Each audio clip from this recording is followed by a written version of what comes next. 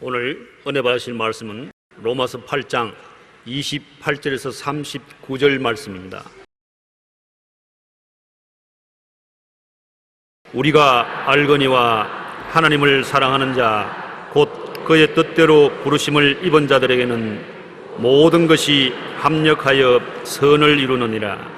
하나님이 미리 아신 자들을 또한 그의 아들의 형상을 본받게 하기 위하여 미리 정하셨으니 이는 그로 많은 형제 중에서 맏아들이 되게 하려 하심이니라. 또 미리 정하신 그들을 또한 부르시고 부르신 그들을 또한 의롭다 하시고 의롭다 하신 그들 또한 영화롭게 하셨느니라. 그런즉 이 일에 대하여 우리가 무슨 말 하리요? 만일 하나님이 우리를 위하시면 누가 우리를 대적하리요? 자기 아들을 아끼지 아니하시고 우리 모든 사람을 위하여 내주시니가 어찌 그 아들과 함께 모든 것을 우리에게 주시지 아니하겠느냐? 누가 능히 하나님께서 택하신 자들을 고발하리요? 의롭다 하신 이는 하나님이시니 누가 정죄하리요? 죽으실 뿐 아니라 다시 살아나신 이는 그리스도 예수시니 그는 하나님 우편에 계신 자여 우리를 위하여 간구하시는 자니시니라. 누가 우리를 그리스도의 사랑에서 끊으리요? 환난이나 곤고나 박해나 기근이나 적신이나 위험이나 칼이랴. 기록된 바 우리가 종일 주를 위하여 죽임을 당하게 되며 도살 당할 양같이 여김을 받았나이다 함과 같으니라. 그러나 이 모든 일에 우리를 사랑하시는 이로 말미암아 우리가 넉넉히 이기느니라. 내가 확신하노니 사망이나 생명이나 천사들이나 권세자들이나 현재 일이나 장래 일이나 능력이나 높음이나 깊음이나 다른 어떤 피조물이라도 우리를 우리 주 그리스도 예수 안에 있는 하나님의 사랑에서 끊을 수 없으리라. 아멘.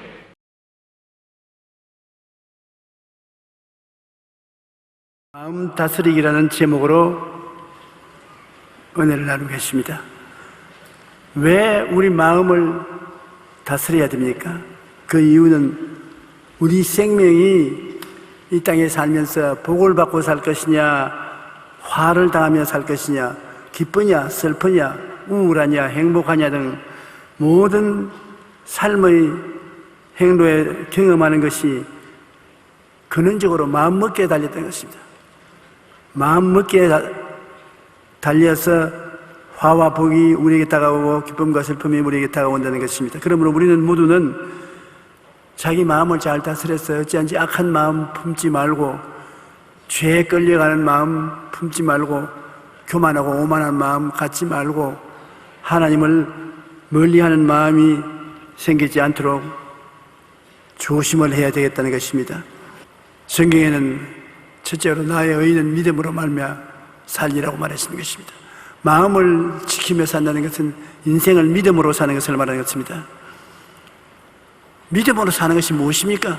항상 교회 가면 믿어라, 믿음으로 살아라, 믿음이 크다, 믿음이 작다 이런 말씀을 듣고 있는데 믿음으로 살라고 하면 무슨 말을 말하는 것입니까?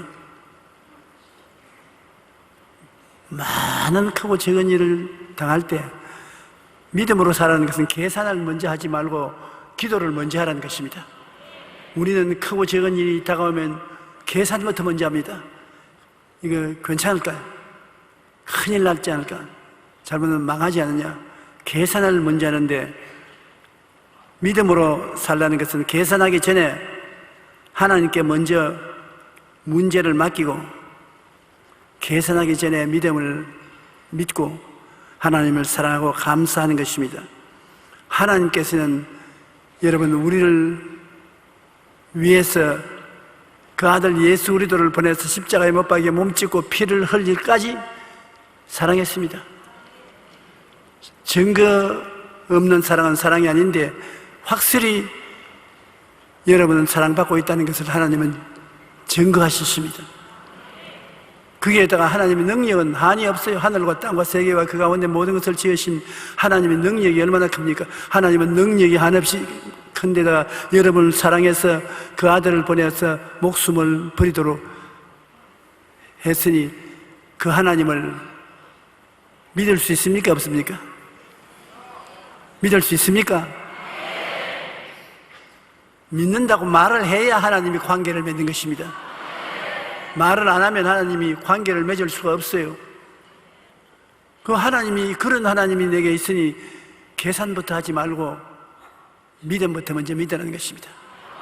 계산은 하나님이 들어와서 하시면 얼마든지 계산할 수 있는 것입니다. 기도하고 주님께 계산을 맡겨놓으면 성경에 이런 말이 있습니다. 내 길을 야훼께 맡겨라. 그 다음에 내 짐을 야훼께 맡겨라. 그 다음에는 너희 염려를 다 주께 맡겨라. 놀라운 일 아닙니까? 사람들이 와서 여러분에게 내 길을 좀 맡아주십시오, 내 짐 좀 맡아서 갖다 주십시오, 내 염려를 좀 맡아주십시오 하면 왜 내가 당신 짐을 맡습니까? 나보고 그런 말 하지 마십시오, 그런 거 아닙니까? 그런데 하나님은 여러분 와서 자, 걱정하지 말고 내 길을 내게 맡겨라. 기도하고 맡겨라. 짐 무겁지? 수고하고 무거운 짐을 내게 맡겨라.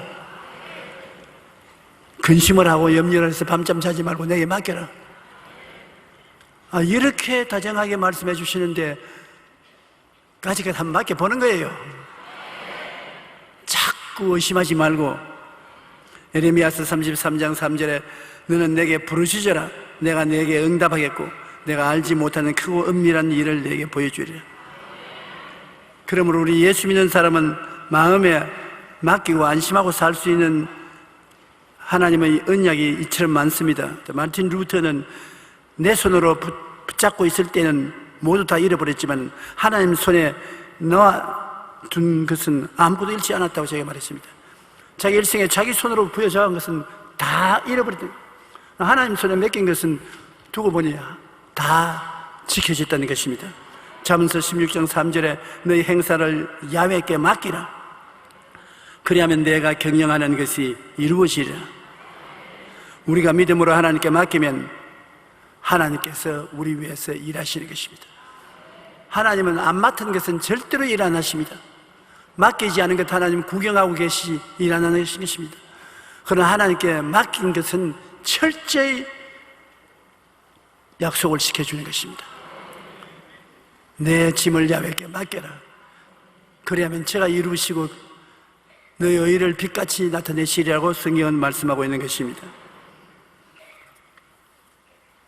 성경에, 우리 신약 성경에 보면 광야에서 떡을 먹인 사건이 나옵니다. 요한복음 6장 3절로 9절에 갈릴리의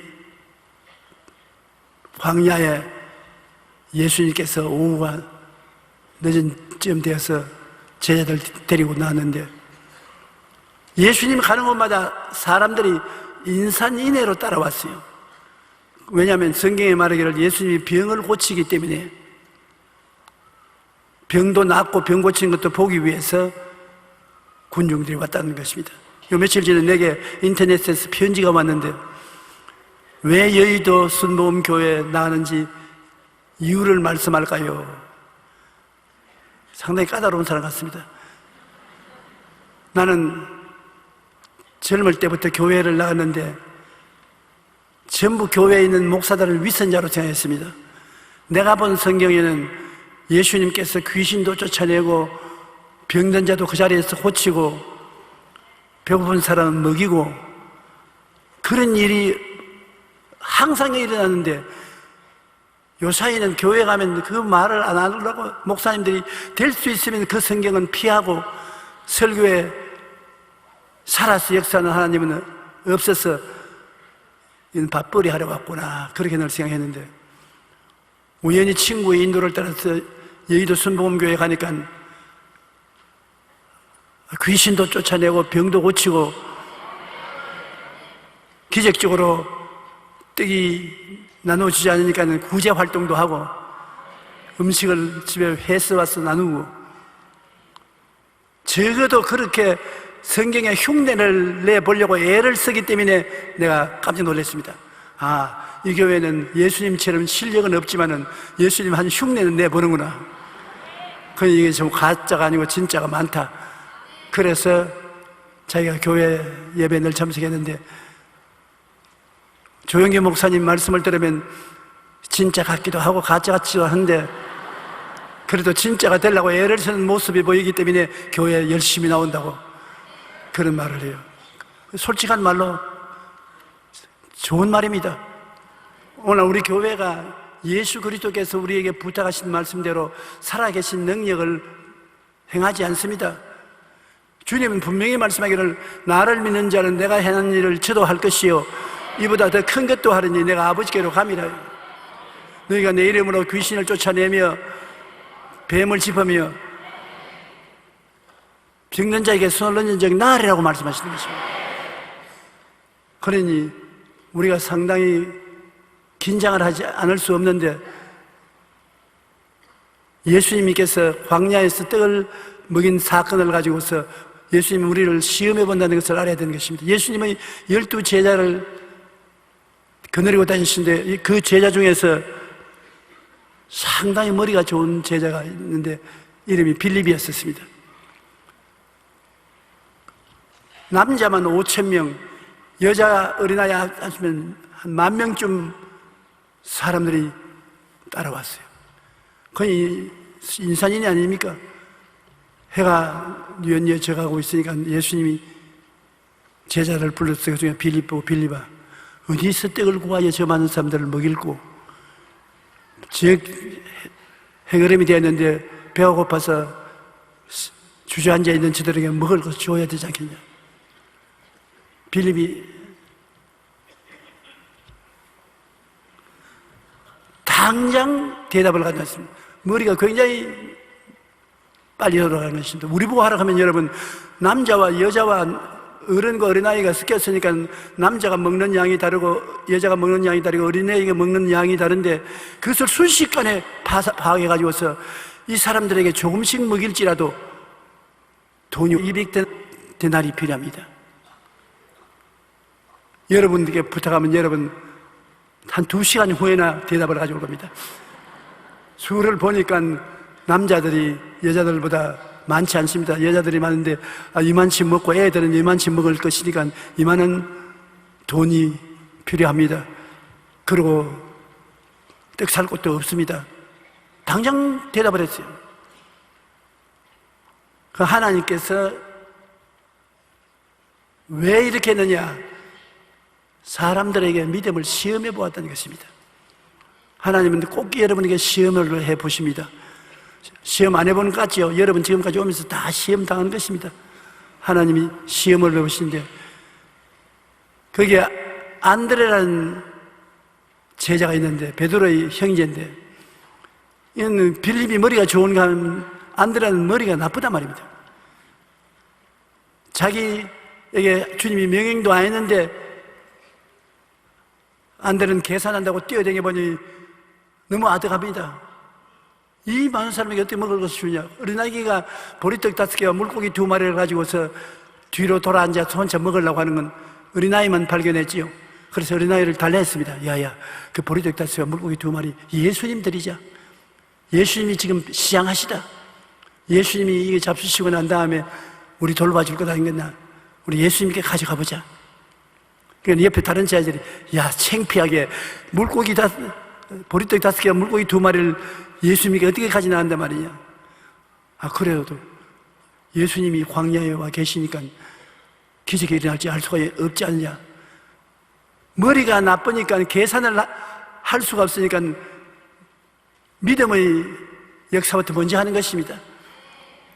여러분, 앞으로도 제가 병자 위한 기도를 많이 하고 믿음으로 나아가던 요사이 머리가 굉장히 나빠졌구나, 그렇게 생각하십시오. 머리가 나빠서 계산이 안 되니까 믿습니다부터 먼저 하거든요. 보리떡 5개와 물고기 2마리를 가지고 믿습니다 하고 주님께 나와가, 주님, 이 많은 사람을 먹일 도리가 없을 것 같으나 보리떡 5개와 물고기 2마리가 있으니 이걸 가지고 뭘 해보실 수 있으면 좀 해보십시오. 우리 생각은 어림도 없습니다. 그러나 여러분, 하늘나라의 법칙이 늘 있는 것은 심고 거두는 법칙이 있는 것입니다. 적게 심는 자는 적게 거두고 많이 심는 자는 많이 거두는데 반드시 심고는 거두는 법이 있습니다. 그 예수님께서 빌립의 말을 듣고 난 다음 꾸짖지 않았어요. 빌립은 아직까지 신앙의 길을 모르니까 믿음으로 해결하려고 하지 않고 계산으로 해결하려고 하는 것입니다. 예수님께서는 안드레와 그 어린아이의 보리떡 5개 물고기 2마리를 받아서 축사를 하셨습니다. 그게 중요한 것입니다. 축복 그 자체가 기적을 해가는 역사인 것입니다.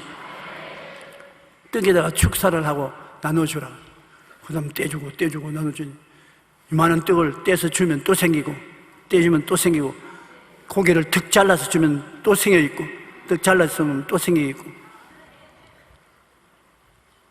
주님이 축사를 하시면 그것이 어느 곳에 가는데 따라다니면서 이루어져요. 장사를 하면 가게를 하나 열어놓으면 꽉 들어차고, 또 가게를 더 하나 열면 또 꽉 들어차고, 물건을 팔아버리면 그 안에 물건이 없어야 되는데 또 생기고.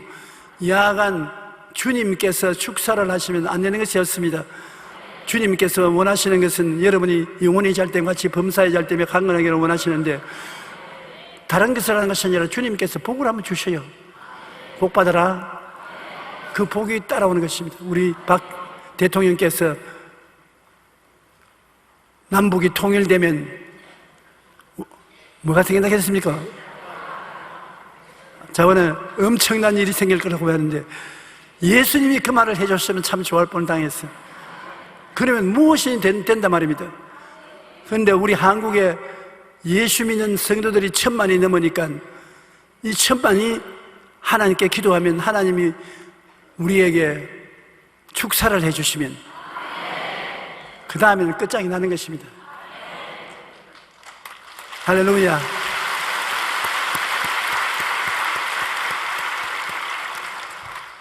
빌립은 각 사람으로 조금씩 받게 할지라도 200데나리온의 떡이 부족하다는 생각을 했습니다. 그런데 안드레는 보리떡 5개와 물고기 2마리를 가지고 와서, 여기 어린아이가 보리떡 5개와 2마리 물고기 2마리가 있나이다 했습니다. 빌립은 마음속에 부정적인 생각을 가지고 이 많은 사람들에게 조금씩 줘도 200데나리온에 대한 돈이 부족할 것을 말했는데요, 여기 안드레는 보리떡 5개와 물고기 2마리가 있다고, 부족하지 않고 있는데 그것을 어떻게 기적을 베풀지는 주님이 알아서 하라 하셨습니다. 주님이 그것을 받아서 기적을 베푸는 것입니다. 이것에서 주님이 제자들에게 가르쳐 주기를 원하는 것은, 믿음은 계산한 것이 아니다. 나의 의는 믿음으로 말미암아 살리라는 것은, 너희가 문제를 생겼을 때 계산부터 하지 말고 무릎을 꿇어서 기도부터 먼저 하라는 것입니다. 그러면 계산은 뒤에 따라오는데, 누가 계산하냐? 계산은 주님이 하겠다는 것입니다. 우리가 예수님과 함께 살지 않습니까? 볼지부터 세상 끝날까지 내가 항상 너와 같이 있으리니, 우리가 계산은 항상 주님께 맡기고 기도부터 먼저 하는 우리들이 되십시다.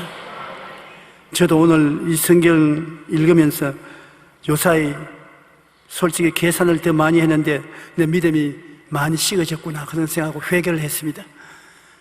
이제는 믿습니다를 먼저 하고 계산은 나중에 하면 주님께서 도와주시는 것입니다. 우리는 절대 믿음, 절대 순종을 가지고 나가면 하나님께서 우리를 도와주시고 붙들어 주시는 것입니다. 요한복음 6장 28절로 29절에 보면 그들이 묻되 우리가 어떻게 해야 하나님의 일을 하오리까? 예수님께 바리새 교인, 사두개 교인, 그 입에 안 믿는 사람들 때를 지어와서 예수님께 질문을 했습니다. 자꾸 주님께서 하나님의 일을 하라고 우리가 말하는데 우리가 어떻게 해야 하나님의 일을 하리까? 그러니까 예수님께서 그들을 쭉 보시고 난 다음에 대답하여 이르시되 하나님께서 보내신 일을 믿는 것이 하나님의 일이라. 여러분은 하나님 믿는 사람들 아닙니까? 성수주의라고 나왔지 않습니까? 여러분이 주님께 묻습니다. 주님, 어떻게 해야 하나님의 일을 하고 삽니까? 나머지 내 인생을요. 하나님을 믿어라. 하나님 믿는 것이, 나를 믿어라. 그것이 하나님의 일이다. 한번 따라 말씀해. 내가 예수님을 믿는 것이 하나님의 일을 하는 것이다. 어렵게 생각하지 마십시오. 예수님을 믿는 것이 하나님의 일을 하는 것이다. 그럼 예수님의 일을 어떻게 하는 것입니까? 예수님의 일은 예수님께 기도하고 순종하는 것이 예수님의 일인 것입니다. 신앙생활을 하는 것이 그렇게 어렵지 않습니다. 오늘 로마서 8장 28절로 32절에 우리 예수 믿는 사람에게 대해서 주님이 말씀하신 것을 제가 다시 한번 읽어드리겠습니다. 가만히 들어보세요. 굉장히 유익이 많습니다. 우리가 알거니와 하나님을 사랑하는 자 곧 그 뜻대로 부르심을 입은 자들에게는 모든 것이 합력하여 선을 이루느니라. 좋은 것은 좋아서 좋고 나쁜 것은 나빠서 좋고 좋게 만들어줄 것이냐 좋고 모든 것이 합동하여 선을 이룬다. 지금은 나쁘지만은 기다리고 있으면 선하게 된다. 하나님이 미리 아신 자들을 또한 그 아들의 형상을 본받게 하기 위하여 미리 정하셨으니 여러분도 여기 오시기 전에 하나님이 벌써 알았었어요. 하나님이 자녀로 만들 것을 알고 여의도 순복음교회에 출석하도록 정했다는 것입니다. 미리 여러분을 알고 하나님이 미리 정해놓았다. 여러분이 스스로 좋아서 이곳에 나온 것도 있지만 내용은 즉 하나님이 여러분을 여기 와서 예배도록 정해놓으신 것입니다. 그러므로 하나님이 아시고 하나님이 정한 사람이니 여러분 보통 사람 아닙니다. 이 교회 목사가 여러분 밉다고 해서 쫓아낼 수도 없는 일이고 괴롭힐 수도 없는 것입니다. 왜냐하면 하나님이 미리 알고 하나님이 미리 정해서 갖다 놓았으니 하나님의 일을 어떻게 막을 수 있겠습니까? 그로 많은 형제 중에서 맏아들이 되게 하기 위하여 미리 정하신 그들을 또한 부르시고 부르신 그들을 또한 의롭다 하시고 의롭다 하신 그들을 또한 영화롭게 하시느니라. 여러분 죄 함전 의로운 사람이라는 것을 주님께서 그렇게 불러주시고 여러분을 영화롭게 해주시니 이 일에 대해서 우리 사람이 무슨 말을 하겠습니까? 하나님이 우리를 위하시면 누가 우리를 대적하리요? 하나님이 여러분 다 위하고 계신다고요. 품에 품고 계신다고요. 자기 아들을 아끼지 아니하고 우리 모든 사람을 위하여 내어주시니까 어찌 그 아들과 함께 모든 것을 우리에게 주지 아니하시겠느냐. 끝장입니다. 아들을 준 주님이 밥 안 먹여주겠습니까? 아들을 내주신 주님이 직장 안 주겠습니까? 아들을 내주신 주님이 여러분에게 있을 곳 안 내주겠습니까? 우리가 좀 크게 배짱 있게 믿지를 못하는 그것이 가장 문제인 것입니다. 너무 주님 앞에서 짐을 맡기지 않습니다. 나는 매일 새벽기도 와서 맡기는데요. 새벽기도 와서 맡기는 그까지는 좋은데 일어서서 나갈 때 여러분 보면 맡긴 것을 태반은 도로 주워서 가져가 왔단 말입니다. 와서 우리 남편도 맡깁니다. 아들도 맡깁니다. 조카도 맡깁니다. 나도 맡깁니다. 학교도 맡기고 사업도 맡기고 주님 돌봐 주시옵소서. 진짜입니다. 맡겨주십시오. 꼭 맡아주십시오. 그 일했으면서 부시부시 또 주워 담아서 주님이 뭐 주워 담을까요? 주님이 안 맡아줄 것 같아서 우리 남편 내가 돌봐야 되겠으므로 내가 보겠다 집어넣고 우리 조카 집어넣고 내가 모은 재산 반은 내가 가져갈 테니까 반은 하나님이 맡아서 한번 해보십시오. 끝까지 맡기지를 못하는 것입니다. 그렇지 않다고 해도 제가 그렇게 사는 것을 보니까 여러분은 안 그럴 수가 없어요. 저는 그래도 사람들이 예수 잘 믿는 사람 중에 한 사람이라고 믿어주는데 그런 사람도 온전히 주님께 못 맡기는데 여러분도 못 맡길 수 있을 리가 있습니다. 그러니까 우리 오늘 이 시간에 한번 마음을 합쳐가지고서 진짜로 한번 맡겨보십시다. 그러면 주님께서 책임져 주시겠습니다.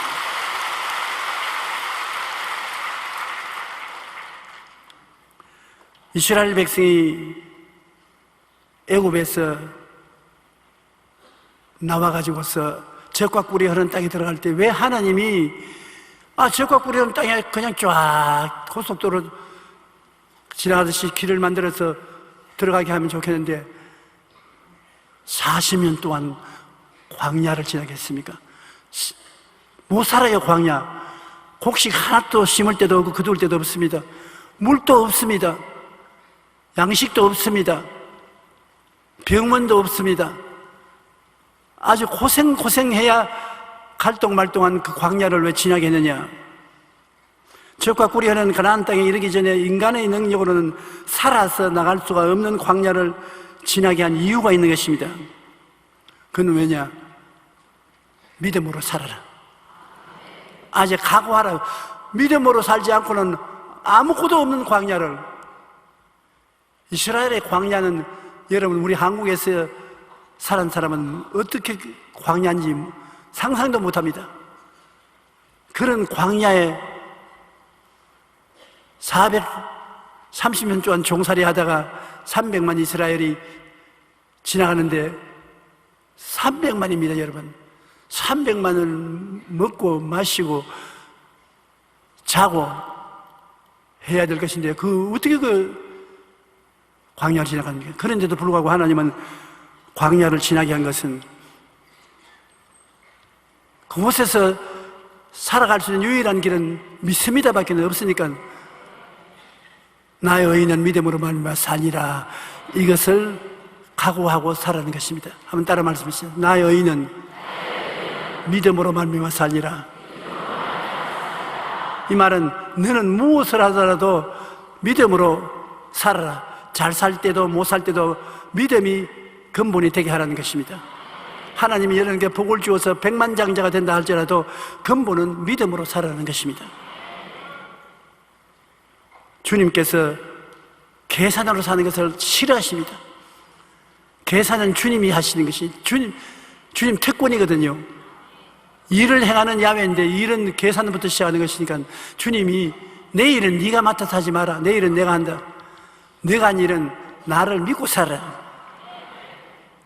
상상할 수 없는 고난의 환경을 지나면서 하나님 없이는 살 수 없구나 하는 것을 깨달으는 것입니다. 우리 지금 이 세상에 사는 것도 그것입니다. 내가 하나님 없이는 행복하게 살 수 없다는 것을 깨닫고 살기를 원하는 것입니다. 그것이 하나님이 여러분이 꼭 진리를 깨달아 알 것인 것입니다. 하나님 없이는 못 산다. 하나님 없이는 영혼이 잘 되고 범사가 잘 되고 강건하게 못 된다. 우리 남북 대결을 하고 있는 이 형편에도 하나님 없이는 우리가 살아갈 수가 없습니다. 북한이 언제 불장난을 할지 누가 압니까?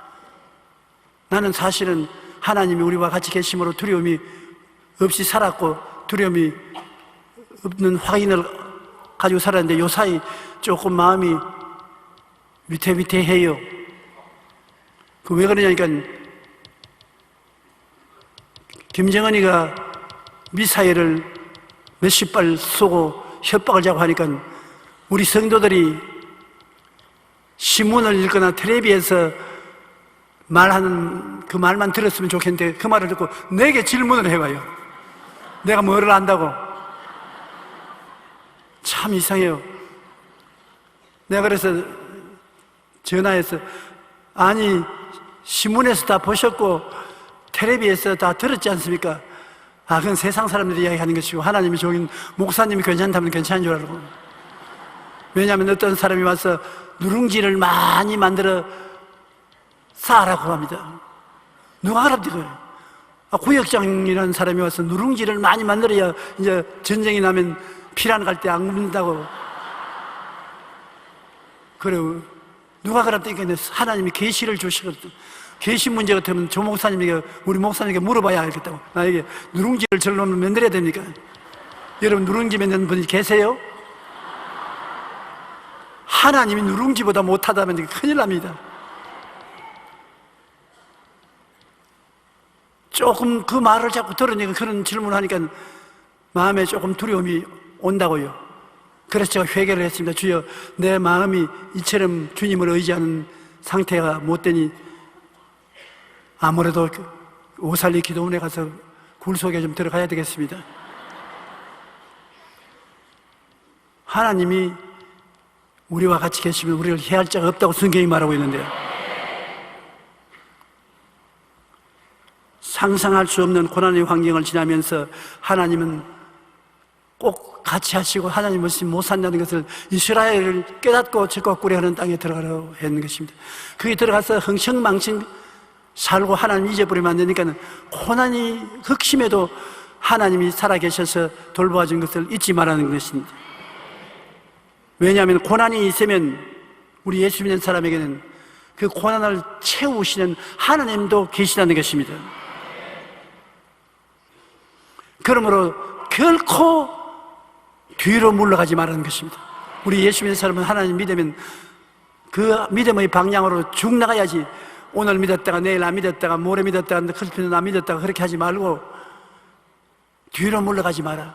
나의 의는 뒤로 물러가지 말라는 것입니다. 하나님께서 우리 태어날 때부터 이목구비를 준 것처럼 믿음을 주었었습니다. 각 사람에게 믿음을 주셨으니 여러분 믿음 없는 사람에 대한 믿음이 있는데 그 믿음을 사용하면 믿음이 점점 힘이 있어지고 사용 안 하면 믿음이 힘이 없어지는 것입니다. 여러분께서 몸이 약한 사람 병원에 가면은 특별한 다른 병이 없어도 의사가 거의 그런 말을 할 것입니다. 운동을 많이 하라고. 근육이 생겨야 근육이 저항력이 생겨서 병을 물리치지 근육이 없으면 안 되니까 운동 많이 하라고. 저는 석 달에 한 번씩 삼성의료원에 가서 건강진단을 하는데 의사들이 꼭 저보고 하는 말이 운동 많이 하십니까? 운동 많이 하십시오. 그 말을 나보고 자주 하는 사람 내가 가보니까 자기는 말라교예요. 나보다 더 말라교예요. 그래 내가 아니 왜 선생님은 왜 말라교인데 나보고 자꾸 운동하라 합니까? 나는 말라교이라도 내가 책임지는 말라교이지만 목사님은 내가 책임을 지고 있는 의사이기 때문에 운동을 하라고 하시는데 꼭 운동하시오. 그럼 내가 운동을 시킨 대로 안 합니다. 왜냐면 이 바쁜 세월에 언제 운동하고 있을까 싶어서 일을 자꾸 만들어서 합니다. 왜 일을 만들어서 하니까 나는 일하는 것이 운동하는 것보다 재미가 있습니다. 우리 성도들 위해서 기도하고 말씀 읽고 하는 것, 이 재미있단 말입니다. 그러므로 그렇게 운동하면서 저는 하나님께 바라봄의 법칙을 늘 사용했습니다. 하나님께서 나에게 100살 동안 살고 그 20년 동안 복음을 전하게 할 줄 믿습니다. 나부터 먼저 관속에 들어가서 날 보고 장례식 전에 집행해달라고 부탁하고 가지 마세요. 우리 다 같이 하나님 앞에서 예수님 믿고 100살까지 살게 되시기를 주님 이름으로 축원합니다. 할렐루야. 고난이 있으면 고난을 채우시는 기적도 같이 올 것이니 우리가 뒤로 물러가지 말고 히브리서 10장 38절을 다 같이 한번 읽어보십시다. 나의 의인은 믿음으로 말미암아 살리라. 또한 뒤로 물러가면 내 마음이 그를 기뻐하지 아니하리라. 얼마나 좋은 말입니까? 나의 의인은 믿음으로 말미암아 살리라. 뒤로 물러가면 내가 안 좋다, 안 물러가도록 책임을 질 테니까 믿음으로 살아라. 얼씨구나 좋다, 절씨구나 좋다 아닙니까? 믿음으로 사니까 주를 믿고 나가면 주님께서 우리의 삶을 책임져 주시는 하나님이신 것입니다. 성경에는 우리가 하나님을 부를 때 아버지라고도 부르지 말고 아빠, 아버지라고 부르는 것이 아닙니까? 그러므로 아빠라고 부를 때는 얼마나 다정한 부름인 것입니까? 그처럼 하나님이 다정하시는 것입니다. 우리가 말씀을 읽고 묵상하고 기적은 필연적으로 다가온다는 것을 잊지 마십시오. 기적이 간혹 다가오는 것이 예수 믿는 신앙이 아닌 것입니다.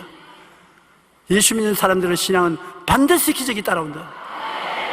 간혹 따라오는 것이 아니라 반드시 다가온다. 믿고 주님을 앙망하고 기다리면 기적이 따라오는 것입니다. 로마서 8장 33절로 39절에 읽은 것 같이 이 모든 일에 우리를 사랑하시는 이로 말미암아 우리가 넉넉히 이기나니라. 넉넉히 이깁니다. 우리가 되게 오는 어떤 일이라도 넉넉히 이기도록 만들어 주겠다고 말씀하신 것입니다.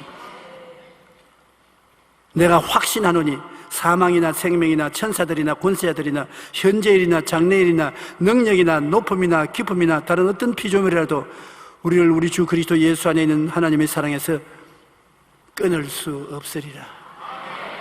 세상 사람이 다 여러분 버려도 여러분 안 버리는 분이 계십니다. 예수님. 아무리 사람들이 끊으려고 해도 그 사랑의 끈을 끊을 수 없습니다. 하나님이 여러분을 억세게 사랑하시고 엄청난 끈으로 묶으시고 여러분과 함께 기적을 믿고 따라 나가자는 것입니다. 그러니 평안하십시오. 우리 예수 믿는 사람은 평안하기를 하나님이 원하시는 것입니다. 그러면 우리 실제 생활에서 어떻게 해야 늘 기적을 발생시키는 믿음을 가질 수 있겠는가? 조용히 목사님이 믿음을 믿으라고 자꾸 하시는데 나는 그 믿음을 그렇게 가질 수가 없는데 어떻게 합니까? 할 수 있어요. 왜냐하면 성경에 내 믿음의 말로 기적을 체험하라는 것입니다. 우리가 하나님 앞에서 생각이 긍정적이어야 되고 꿈이 긍정적이 되고 믿음이 긍정적이 되고 말이 긍정적이 되면 4차원의 영성으로서 주님과 동행한다는 것을 알고 있지요. 한번 따라 말씀드립니다. 생각이 긍정적이고 꿈이 긍정적이고 믿음이 긍정적이고 말이 긍정적이 되어야 한다. 그런데 여러분, 이 긍정적으로 살 수 있는 마지막 키가 하나 있습니다. 믿음으로 생각을 가지는 것은 그대로는 안 될 때가 많습니다. 그러나 말로서 믿음이 긍정적이 될 수가 있고 생각이 긍정적이 될 수 있고, 여러분 아름다운 꿈을 지키는 것도 말로서 할 수 있고 믿음도 말로서 할 수 있고 말도 말로서 할 수 있는 것입니다. 내 입에 말로 묶이고 풀기도 하는 것입니다. 잠언서 6장 2절에 다 같이 한번 읽으십시다. 내 입에 말로 내가 얽혔으며 내 입에 말로 잡히게 되었나니라. 내 입의 말입니다. 다른 사람의 말도 중요하지만은 내 입의 말로 네가 묶이시고 내 입의 말로 내가 사로잡힌다. 나쁜 의미로서의 말을 하면 나쁜 운명으로 여러분이 묶이고 사로잡힌데, 좋은 일로 긍정적인 말을 하면 좋은 일과 긍정적인 믿음으로 여러분이 붙잡히게 되는 것입니다. 말이 생각도 잡고 있을 수가 있고 꿈도 잡고 있을 수가 있고, 말이 믿음을 잡아놓고 말이 말을 잡아놓을 수 있는 것입니다. 그 때문에 말이 무서운 힘이 있는 것입니다. 말로서 여러분의 이웃도 환경도 만들어갈 수 있는 것입니다. 말입니다. 말.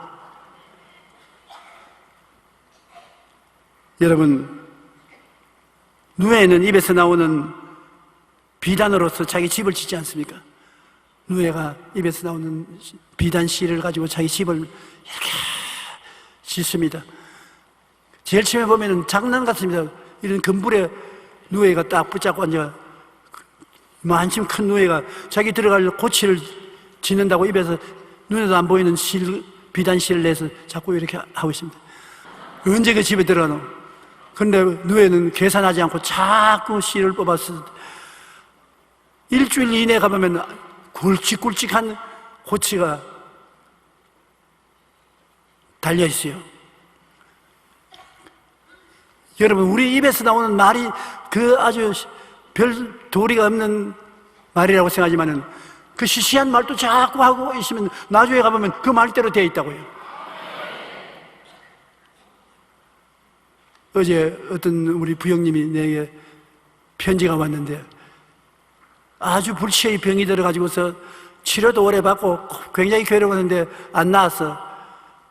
고통을 당하다가 교회에서 목사님이 입술에 고백이 병을 고친다고 그래서 결심을 하고 3개월을 계속해서 그 말을 했죠. 자나 깨나? 제가 저쪽에 맞음으로 이 병이 나았다. 제가 저쪽에 맞음으로 이 병이 나았다. 저쪽에 맞음으로 이 병이 나았다. 그런 오늘날에 와서는 그 병이 온데없이 사라지고 말았다. 나았다. 그래서 그가 하는 말이 목사님 설교할 때 도움이 될까 싶어서 내가 좀 가르쳐 드리는데, 그냥 채찍에만 해서 나았다고 하지 말고 적어도 반년 이상은 계속해서 참으라고 말해 주십시오. 그럼 반드시 낫습니다. 내가 그 다음에 실제로 시험을 해봤는데 다른 병도 아픈 것이 있었는데 다 날라버렸었습니다. 다 나았습니다. 그 말을 듣고 나도 아멘 하고 난 다음 은혜 받았다. 좋은 말을 해줘서 고맙다. 왜냐하면 이 말이 입에서 나오는 게 눈에 안 보이는 비단실 같습니다만 얼마 안 있으면 고치가 되는 것이 입으로. 잠언서 18장 20절로 21절에 사람의 입에서 나오는 열매로 말미암아 배부르게 되나니 곧 그 입술에서 나는 것으로 말미암아 만족하게 되느니라. 죽고 사는 것이 혀의 힘에 달렸나니 혀를 쓰기 좋아하는 자는 혀의 열매를 먹으리라. 보통이 아닙니다. 죽고 사는 권세가 혀에 달리는 것입니다. 그러므로 우리가 혀를 잘 사용하면 긍정적인 생각도 혀로서 자꾸 말을 하면 되고, 꿈도 혀로서 자꾸 말하면 되고, 믿음도 혀로서 말하면 믿음이 강하게 되고, 혀로서 말을 적극적으로 하게 되면 창조적인 말이 되기 시작하는 것입니다. 내가 불광동에서 체험한 체험이 많은데, 천막 아래 가만히 위에 앉아서 새벽기도 하고 나오는데 거기에서 많은 것을 배웠었습니다. 어떠한 할머니 한 분이 치매에 좀 걸릴 나이가 되었다 생각하는 그런 할머니인데요, 앉아가지고서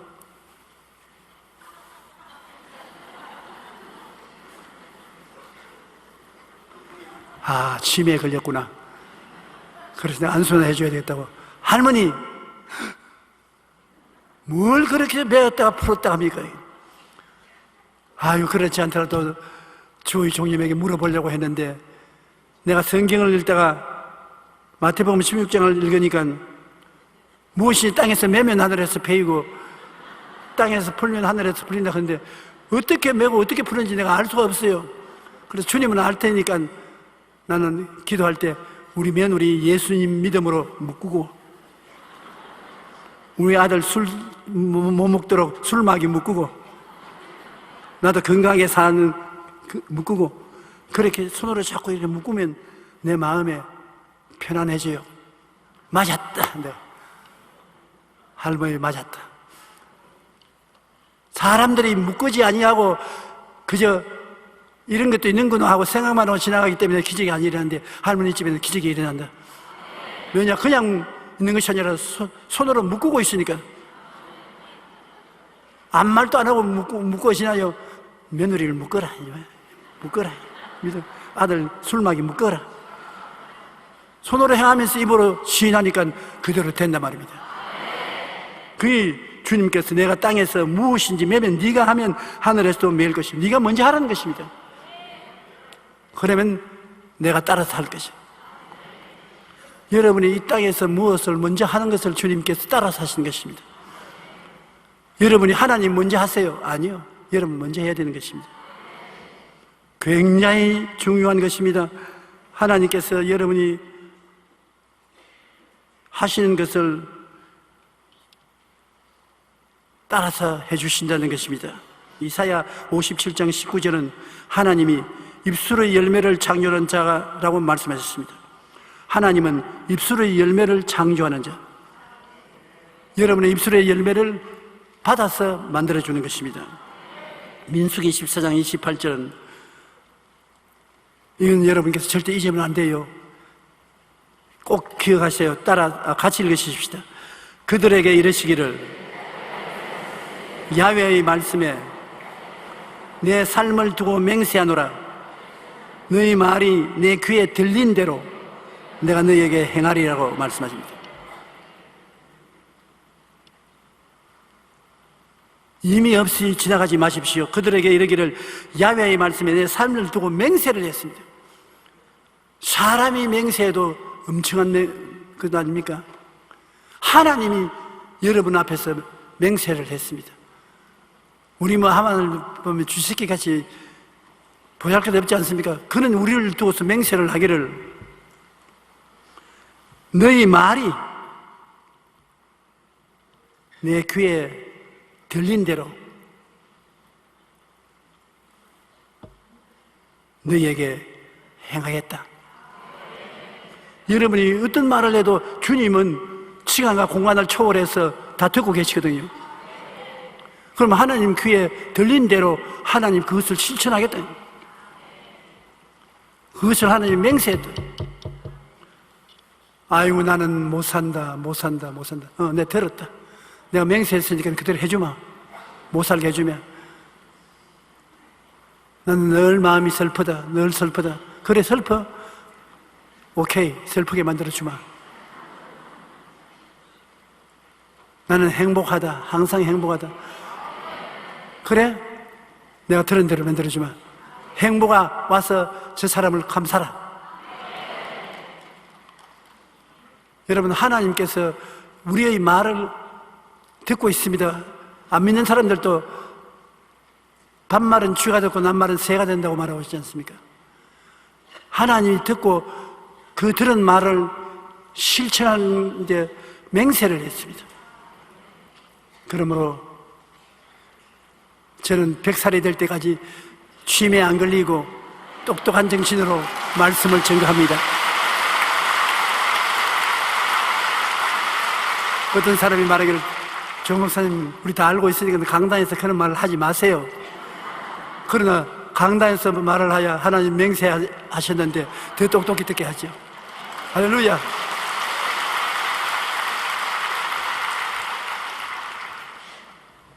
그러므로 우리가 오늘 이 여러 가지 것으로 우리 마음을 지키면은 하나님이 우리와 끊임없이 같이 계시고 믿음으로 기적이 일어나게 만들어주는 것입니다. 우리는 무엇보다 믿음의 말을 해야 합니다. 말이 긍정적인 생각을 가져오고, 말을 하면 여러분 꿈을 꿀 수가 있고, 말을 하면 믿음이 힘을 얻고, 말을 하면은 말이 말을 크게 만들어주는 것입니다. 그러므로 여러분의 입술에 하나님이 천당의 문을 여는 열쇠인 말을 주셨다는 것을 잊지 마시기 바랍니다. 여러분이 대학은 못 나와도 주님이 말을 주셨습니다. 대학, 박사, 학사 비교할 수 없습니다. 중요하지만은 말에 비교할 수 없습니다. 여러분은 엄청난 말을 하십니다. 그 말로서 하나님께 대화할 수 있고, 그 말로서 마귀를 쫓아낼 수 있습니다. 말로서 운명을 변화시킬 수가 있는 것입니다. 우리 주 예수 믿는 사람은 이와 같은 큰 비밀을 깨닫고서 그것을 실천하면 인생을 아름답게 만들어서 살 수 있습니다. 세상에는 여러 가지 방법으로 삶을 다스리고 사람들은 살아가는 것입니다. 이 3차원적인 상황은 생각하고 꿈꾸고 믿고 말하면 기적이 일어나게 되는 것입니다. 4차원적인 마음가짐을 가지면 성령께서 마음의 꿈을 이루시는 기적을 행하시는 것입니다. 4차원의 영성은 인간이 하나님과 벗이 되어 함께 살 수 있는 길을 보여주시는 것입니다. 그러므로 오늘은 예배에 나와서 여러분 말씀을 듣고 여러분 마음에 즐거움을 얻게 된 것입니다. 믿음을 얻게 된 것입니다. 소망을 얻게 된 것입니다. 좋은 일이 일어납니다. 기적이 일어나게 되는 것입니다.